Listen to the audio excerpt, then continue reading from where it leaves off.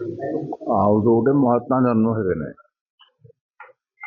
ତେଣୁ ତାଙ୍କର ଜୀବନ ଚର୍ଚ୍ଚା ଯିଏ କରିବ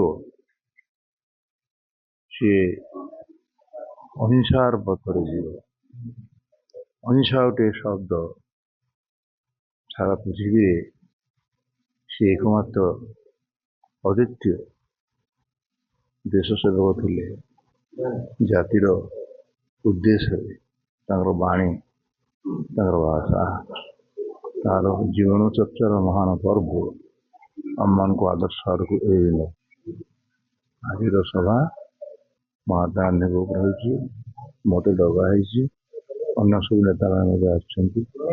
ତେଣୁ ତାଙ୍କ ଜୀବନକୁ ଆଦର୍ଶ ଆମେ ପାଥେୟ କରି ଯଦି ଚାଲିବା, ପୃଥିବୀ ଭଲରେ ଚାଲିବ।